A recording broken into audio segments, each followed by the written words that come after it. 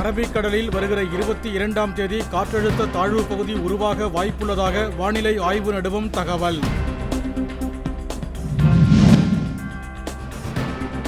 அரசியல் உள்நோக்கத்தோடு ஆய்வு செய்து தமிழக அரசு ஊழியர்களை அமலாக்கத்துறை துன்புறுத்துவதாக அமைச்சர் முத்துசாமி புகார். விடுமுறை முடிந்து பள்ளிகள் திறந்தபின் முதல் 2 வாரங்களுக்கு மாணவர்கள் பாடப்புத்தகங்கள் கொண்டுவர தேவையில்லை என கேரள அரசு அறிவிப்பு. சென்னையில் திடீரென பெய்த மிதமான மழை காரணமாக வெப்பம் தணிந்து குளிர்ச்சியான சூழல் நிலவுவதால் பொதுமக்கள் மகிழ்ச்சி. ஈட்டி எறிதலில் முதல் முறையாக 90 மீட்டருக்கு மேல் எறிந்து சாதனை படைத்த நீரஜ் சோப்ராவுக்கு பிரதமர் மோடி உள்ளிட்டோர் வாழ்த்து.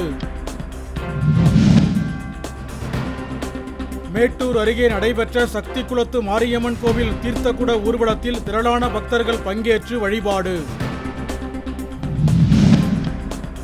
கனிம வளங்கள் கடத்தப்பட்டதில் அலட்சியமாக செயல்பட்ட நெல்லை மாவட்ட கனிம வள அதிகாரிகள் 2 பணியிடை நீக்கம், 3 பேர் பணியிட மாற்றம். பெரம்பலூர் பேருந்து நிலையத்தில் கழிவறை குழாயில் ஏற்பட்டுள்ள உடைப்பால் கழிவுநீர் தேங்கி துர்நாற்றம் வீசி வருவதால் பயணிகள் அவதி. ராணிப்பேட்டையில் தனியார் பள்ளி பேருந்துகளில் செய்யப்பட்டுள்ள பாதுகாப்பு ஏற்பாடுகள் குறித்து மாவட்ட ஆட்சியர் சந்திரகலா ஆய்வு.